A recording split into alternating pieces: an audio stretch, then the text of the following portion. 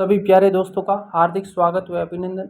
मैं आशा और उम्मीद कर रहा हूं कि आप सभी स्वस्थ होंगे, मस्त होंगे, निरंतर अपनी तैयारी के अंदर व्यस्त होंगे।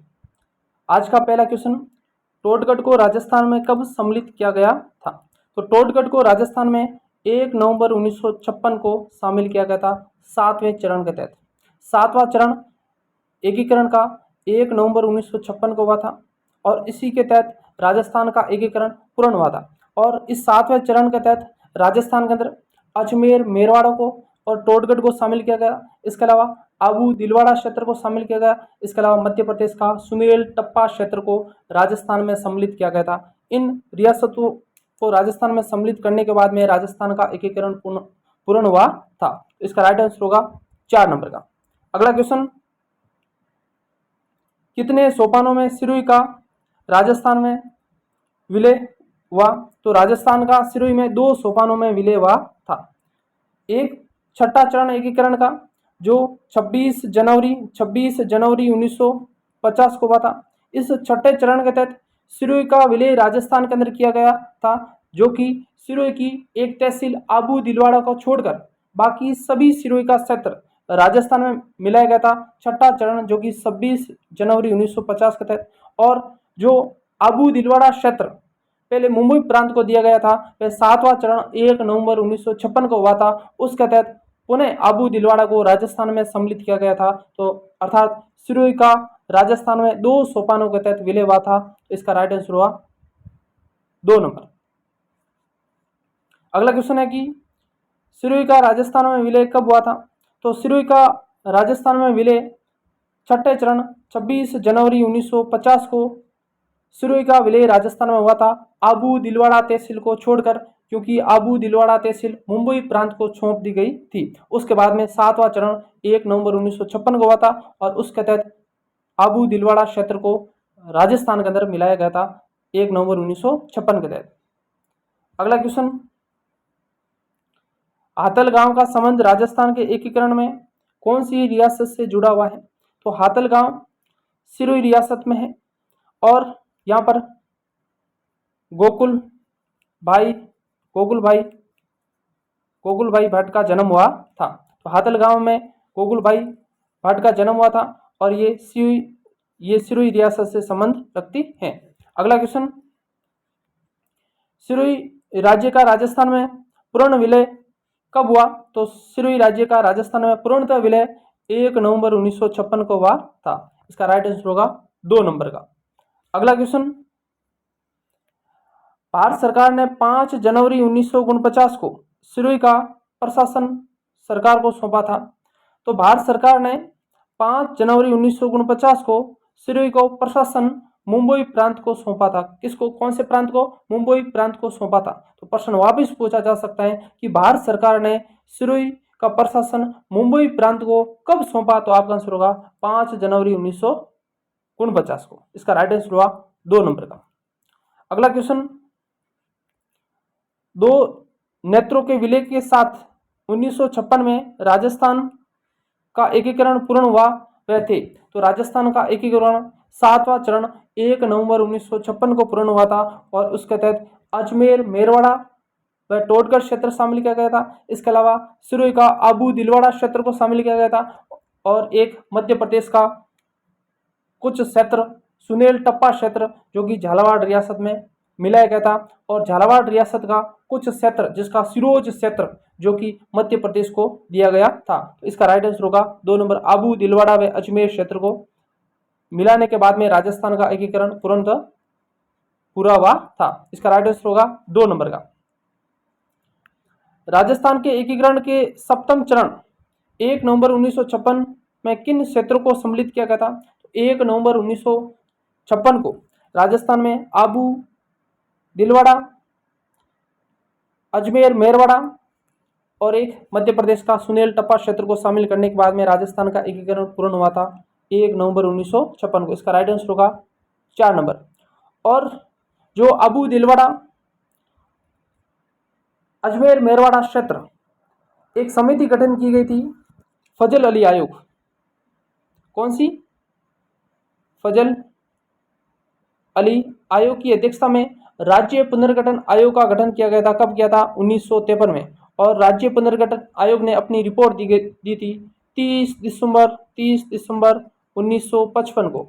और इसकी सिफारिश पर 1 नवंबर 1956 को अजमेर मेरवाड़ा व टोडगढ़, आबू दिलवाड़ा व मध्य प्रदेश का सुनील टप्पा को राजस्थान में मिलाया गया था। तो प्रश्न ये भी पूछा जा सकता है कि आबू दिलवाड़ा, अजमेर मेरवाड़ा या सुनील टप्पा राजस्थान में सम्मिलित किया गया था 7वें चरण के तहत, तो कौन सी समिति की सिफारिश पर किया गया था? तो राज्य पुनर्गठन आयोग की सिफारिश पर इन्हें राजस्थान में सम्मिलित किया गया था। और राज्य पुनर्गठन आयोग किसकी अध्यक्षता में गठन किया गया था? तो इसका गठन फजल अली आयोग की अध्यक्षता के अंदर 1953 में गठन किया गया था। और इसने अपनी रिपोर्ट कब दी, ये भी प्रश्न पूछा जा सकता है। तो इनकी रिपोर्ट दी थी 30 दिसंबर 1955 को इसने अपनी रिपोर्ट दी। और इसके आधार पर राजस्थान में 1 नवंबर 1956 में अजमेर मेरवाड़ा, आबू दिलवाड़ा और मध्य प्रदेश का सुनील टप्पा राजस्थान में मिलाया गया था।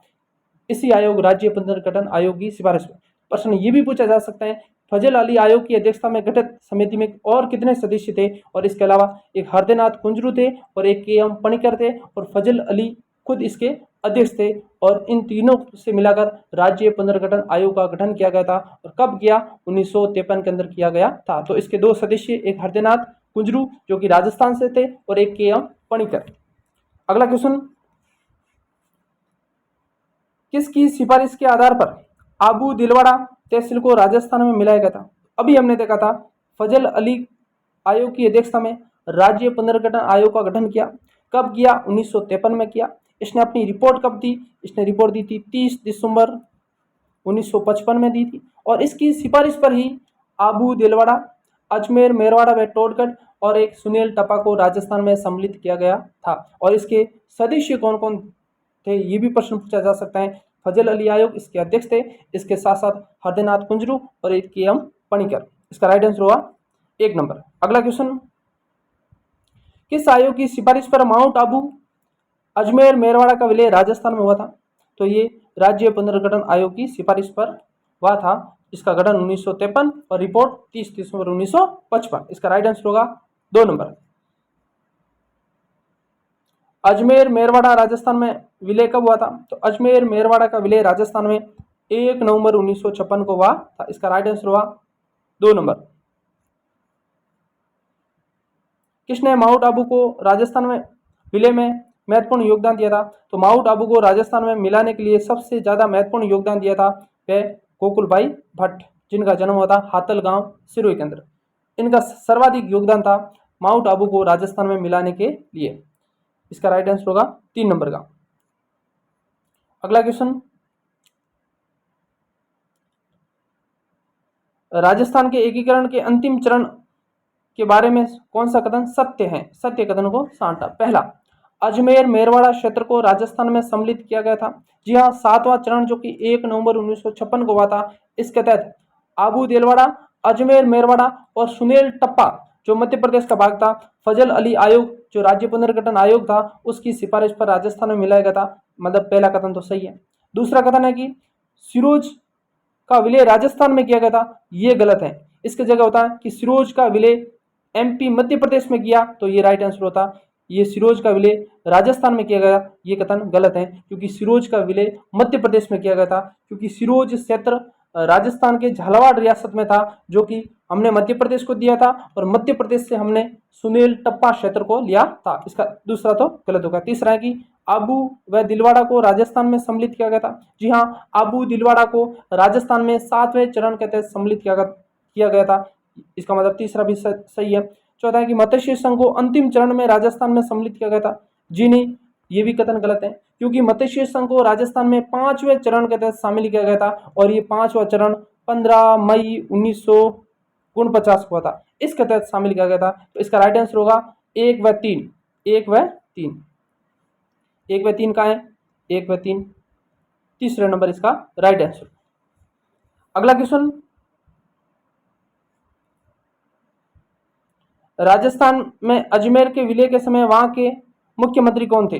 अब अजमेर के उस समय हरिभाऊ उपाध्याय, यानी कि अजमेर मेरवाड़ा एक केंद्र शासित प्रदेश था पहले, अजमेर मेरवाड़ा पहले केंद्र शासित प्रदेश था और वहां पर 30 सदस्यीय एक धारा सभा थी। क्या थी? 30 सदस्यीय एक धारा सभा थी और उसके प्रथम व एकमात्र प्रधानमंत्री कौन थे? मुख्यमंत्री कौन थे? हरिभाऊ उपाध्याय।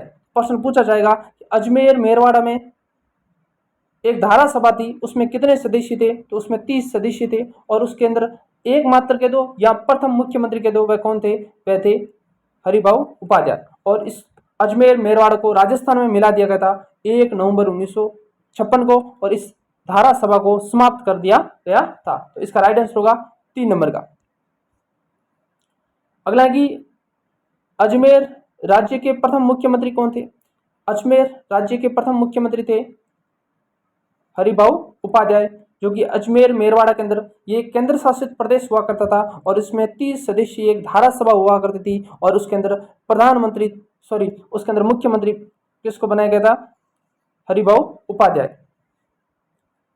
और इसको समाप्त कब किया गया था? 1 नवंबर 1956 को। और 1 नवंबर 1956 को राजस्थान में राज प्रमुख का पद समाप्त कर दिया गया था और राजस्थान के प्रथम राज्यपाल गुरमुख निहाल सिंह को बनाया गया था। अगला क्वेश्चन है कि अजमेर के राजस्थान में विलय से पूर्व अजमेर की विधानसभा में सदस्यों की संख्या कितनी थी? तो अभी हमने देखा था अजमेर मेरवाड़ा के अंदर एक 30 सदस्यीय धारा सभा हुआ करती थी, धारा सभा। और उस धारा सभा में कितने सदस्य थे? 30 सदस्य थे और उसके मुख्यमंत्री कौन थे? हरिभाऊ उपाध्याय। इसका राइट आंसर हुआ 3 नंबर का। अगला क्वेश्चन, एकीकरण के समय किस मारवाड़ नरेश ने पाकिस्तान में मिलने का प्रयास किया था? तो मारवाड़ के नरेश एकीकरण के समय हनुमंत सिंह हुआ करते थे और हनुमंत सिंह पाकिस्तान के अंदर मिलना चाहते थे। तो इसका राइट आंसर होगा 1 नंबर। अगला क्वेश्चन, आजादी के बाद जोधपुर के कौन से शासक अपनी रियासत को एक स्वतंत्र इकाई रखना चाहते थे?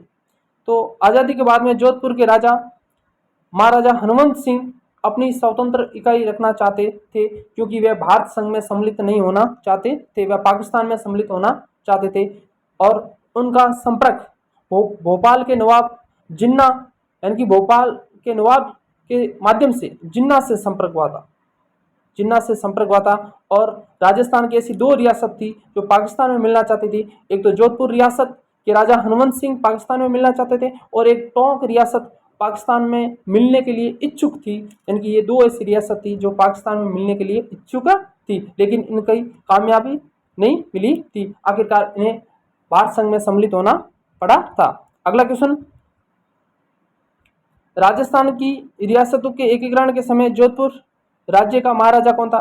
तो अभी देखा था कि राजस्थान के एकीकरण के तहत कह दो या राजस्थान के एकीकरण के तहत पाकिस्तान में मिलने वाली जोधपुर रियासत के राजा कौन थे? तो आपका आंसर होगा हनुमंत सिंह।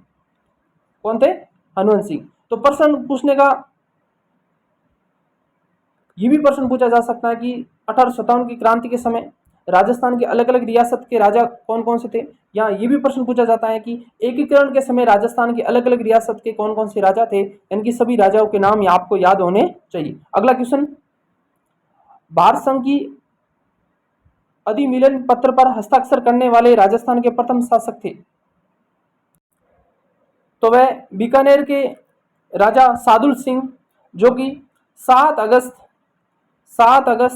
1947 को भारत संघ में सम्मिलित हुए थे। यानी कि भारत संघ की अधिमिलन पत्र पर हस्ताक्षर करने वाले राजस्थान की प्रथम रियासत बीकानेर रियासत थी और बीकानेर के राजा सादुल सिंह थे, जो कि 7 अगस्त 1947 को राजस्थान के अंदर यानी कि भारत संघ में सम्मिलित हो गए थे और ये राजस्थान की प्रथम रियासत थी जो कि भारत संघ की अधिमिलन पत्र पर हस्ताक्षर करने वाली थी। अगला क्वेश्चन, और आपकी जानकारी लिए बता दूं कि धौलपुर के शासक जो 14 अगस्त राजस्थान की वह अंतिम रियासत थी जो भारत संघ में सम्मिलित हुई थी, वह धौलपुर रियासत थी जो 14 अगस्त 1947 को हस्ताक्षर किया था। अगला क्वेश्चन, राजस्थान की सभी रियासत को मिलाकर राजस्थान यूनियन का गठन करने हेतु 25-26 जून 1946 को राजपूताना, गुजरात व मालवा के नरेशों का सम्मेलन किसने बुलाया था? तो ये राजस्थान यूनियन का गठन करने के उद्देश्य थे। मेवाड़ के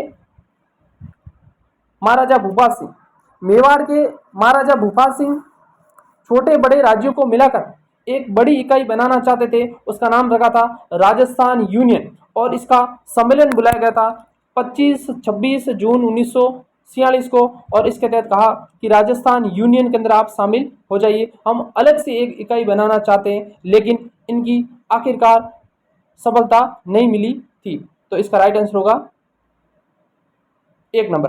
प्रश्न ये भी पूछा जा सकता है कि मेवाड़ के महाराजा भूपाल सिंह ने किस प्रकार की यूनियन गठन करने का प्रयास किया था और कब किया गया था। आपका आंसर होगा राजस्थान यूनियन नाम रखा गया था और उसका सम्मेलन कब बुलाया था, 25-26 जून 1946 को बुलाया गया था, और जिसमें राजस्थान के सभी राजाओं को आमंत्रण किया था राजस्थान यूनियन का अंग बनने के लिए। लेकिन उसके अंदर जयपुर रियासत, बीकानेर रियासत और जोधपुर रियासत के राजाओं ने इसके अंदर भाग नहीं लिया था। ये भी आपको याद रखना है। अगला क्वेश्चन, किस शासक ने अन्य शासकों को संविधान निर्मात्री सभा में शामिल होने का आह्वान किया गया था। तो ये उदयपुर के महाराजा भूपाल सिंह थे, इन्होंने आमंत्रण किया था। यानी कि उदयपुर के महाराजा भूपाल सिंह अपने यहाँ राजस्थान यूनियन का गठन करना चाहते थे और यहाँ पर अलग से संविधान निर्माण करना चाहते थे, और उसके लिए सभी अन्य रियासत और मालवा व गुजरात रियासत को आमंत्रण किया गया था कि आप राजस्थान यूनियन का अंग बनिए और अलग से संविधान का निर्माण करें, लेकिन वे आखिरकार असफल हुए थे। इसका राइट आंसर होगा 3 नंबर।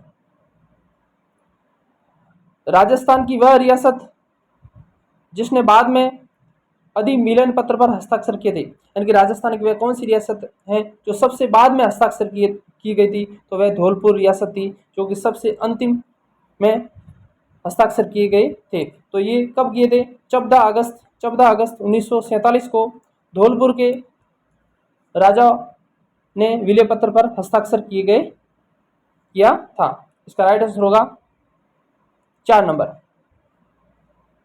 अगला, सर वीटी कृष्णमाचारी किस राज्य के दीवान थे। तो सर वीटी कृष्णमाचारी जयपुर राज्य के दीवान थे।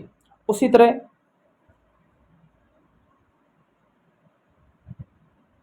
सी एच वेक्टाचारी जोधपुर रियासत के दीवान थे। तो वीटी कृष्णमाचारी जयपुर के और सी एच वेक्टाचारी जोधपुर के दीवान थे। ये दो आपको नाम याद रखने हैं। अगला क्वेश्चन, नव राजस्थान के एकीकरण में राजधानी के मुद्दे को हल करने हेतु एक कमेटी का गठन किया गया जिसके अध्यक्ष थे। तो नव राजस्थान के एकीकरण के समय जो राजधानी के मुद्दे को हल करने के लिए एक समिति का गठन किया गया था जिसका नाम था BR पटेल समिति की सिफारिश पर, और इन्होंने कहा कि राजधानी कहाँ पर होनी चाहिए, जयपुर राजधानी होनी चाहिए। तो इसका राइट आंसर होगा 3 नंबर। अगला क्वेश्चन है कि 1945-46 में अखिल भारतीय राज्य जनता सम्मेलन किस स्थान पर आयोजित किया गया, जिसमें कहा गया कि वह केवल उन राज्यों या राज्यों के समूह को जिनकी न्यूनतम जनसंख्या 50 लाख व राजस्व 3 करोड़ रुपए या अधिक है, स्वतंत्र या संघीय भारत में स्वतंत्र इकाई का दर्जा दिया जाना चाहिए। तो ये उदयपुर रियासत थी ऐसी। इसका राइट आंसर होगा 1 नंबर। दक्षिण राजपुताना के छोटे राज्यों को एकीकृत करने के लिए किसने हाड़ौती संघ बनाने का प्रस्ताव किया था। तो जिस तरह मेवाड़ के महाराजा भूपाल सिंह ने अलग से राजस्थान यूनियन का गठन करने के लिए सभी राजाओं को आमंत्रण किया गया था वह 25-26 जून 1946 को, उसी तरह कोटा के महारावल भीम सिंह कोटा, बूंदी व झालावाड़ इन तीनों रियासत को मिलाकर हाड़ौती संघ बनाना चाहते थे, लेकिन इनकी भी सफलता असफल रही थी। इनकी ये भी अंतिम रूप से असफल रहे थे और वे हाड़ौती संघ बनाने का प्रयास कौन कर रहे थे, कोटा के महारावल भीम सिंह कर रहे थे। इसका राइट आंसर होगा 2 नंबर। और उसी तरह डूंगरपुर के शासक, डूंगरपुर के महारावल लक्ष्मण सिंह, कौन, डूंगरपुर के महारावल लक्ष्मण सिंह जो डूंगरपुर, बांसवाड़ा, कुशलगढ़ व प्रतापगढ़ को मिलाकर वागड़ संघ बनाना चाहते थे। कौन बनाना चाहते थे? वागड़ संघ। डूंगरपुर के महारावल लक्ष्मण सिंह जो डूंगरपुर, बांसवाड़ा, कुशलगढ़ और प्रतापगढ़ इन चारों को मिलाकर वागड़ संघ बनाने का प्रयास कर रहे थे, लेकिन वे असफल रहे थे। उसी तरह जयपुर के नरेश जयपुर, अलवर व करौली तीनों को मिलाकर अलग से संघ बनाना चाहते थे, लेकिन वह असफल रहे थे। उसी तरह हाड़ौती संघ बनाने का प्रयास कोटा के महारावल भीम सिंह ने किया गया था, लेकिन वो भी आखिरकार असफल रहे थे। उसी तरह मेवाड़ के महारावल भूपाल सिंह भी अलग से संघ बनाना चाहते थे, लेकिन वो भी आखिरकार असफल रहे थे। वे राजस्थान यूनियन बनाना चाहते थे। तो इसका राइट आंसर हुआ। अगला क्वेश्चन, कौन सा गुट सम्मिलित नहीं है? पहला, तृतीय चरण कब हुआ था? तो राजस्थान के एकीकरण का तृतीय चरण 18 अप्रैल 1948 को हुआ था। चौथा चरण 30 मार्च 1949 को हुआ था। तो ये बोल रहा है कि 30 मार्च 1948, इसका मतलब यही इसका राइट आंसर है। पांचवा चरण 25 मई 1949 को हुआ था। छठम चरण 26 जनवरी 1950 को था। ये सही है। इसका राइट आंसर हुआ 2 नंबर। तो राजस्थान के एकीकरण का प्रथम चरण 18 मार्च 1948, दूसरा चरण 25 मार्च 1948, तीसरा चरण 18 अप्रैल 1948 और चौथा चरण 30 मार्च 1949, पांचवा चरण 15 मई 1949, छठा चरण 26 जनवरी 1950, सातवां चरण 1 नवंबर 1956। अगला क्वेश्चन, राजस्थान की किस रियासत को पंडित जवाहरलाल नेहरू ने विश्व का 8वां आचार्य कहा था? तो ये जैसलमेर रियासत को कहा था। इसका राइट आंसर होगा 3 नंबर, क्योंकि जैसलमेर दुर्ग के बारे में कहावत है कि घोड़ा कीजिए काठ का, पग कीजिए पाषाण, अख्तर कीजिए लोहे का, तपोशे जैसान। आजादी से पूर्व नॉन सल्यूट स्टेट ठिकाने कौन से थे? तो आजादी से पूर्व 3 ऐसे ठिकाने थे जो नॉन सल्यूट थे। तो एक तो लावा टोंक, एक कुशलगढ़ बांसवाड़ा, एक निमराना अलवर। इसका उपयुक्त सही आंसर होगा। राजस्थान की 19 रियासत थी। इस 19 रियासत में से 19 तोपों की सलामी उदयपुर रियासत को दी जाती थी। उदयपुर रियासत को सर्वाधिक तोपों की सलामी दी जाती थी। कितने तोपों की सलामी? 19 तोपों की सलामी दी जाती थी।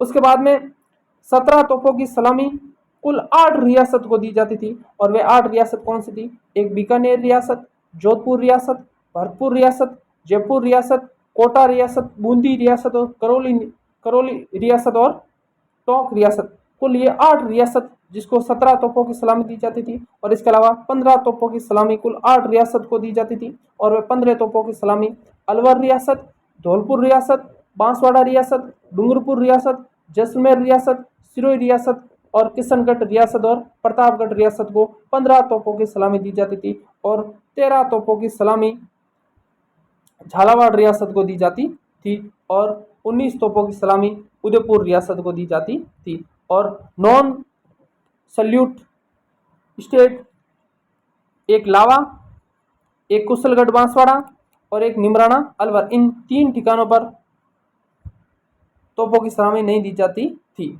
तो आपसे प्रश्न ये भी पूछा जा सकता है कि सर्वाधिक तोपों की सलामी कौन सी रियासत को दी जाती थी? तो उदयपुर रियासत 19 तोपों की सलामी और इसके अलावा 13 तोपों की सलामी झालावाड़ रियासत को दी जाती थी। अगला क्वेश्चन, राजस्थान के राजनीतिक एकीकरण की प्रक्रिया में कुल कितना समय लगा था? तो राजस्थान के एकीकरण के समय राजस्थान में कितना समय लगा था? 8 वर्ष 7 माह और 14 दिन का समय लगा था। और ये 18 मार्च 1948 से लेकर 1 नवंबर 1956 के मध्य 8 वर्ष 7 माह और 14 दिन का समय लगा था। इसका राइट आंसर हुआ 2 नंबर। अगला क्वेश्चन, भारत की स्वतंत्रता के बाद में राजस्थान के गठन के कितने चरण थे? तो राजस्थान के एकीकरण के कितने चरण थे? 7 चरण थे। अगला क्वेश्चन, राजस्थान की रियासतों के एकीकरण का आरोही क्रम है। तो राजस्थान के अंदर टोंक रियासत दूसरे चरण के तहत, उदयपुर रियासत तीसरे चरण के तहत शामिल किए गए थे। जैसलमेर रियासत चौथे चरण के तहत शामिल की गई थी। अजमेर रियासत जो कि सातवें चरण के तहत शामिल की गई थी। इसका राइट आंसर होगा 1, 2, 3 व 4। इसका राइट आंसर होगा 1 नंबर। आज के लिए इतना ही। और क्लास अच्छी लगी हो तो लाइक करना, कमेंट करना और वह अन्य दोस्तों के साथ शेयर जरूर करना। Thank you.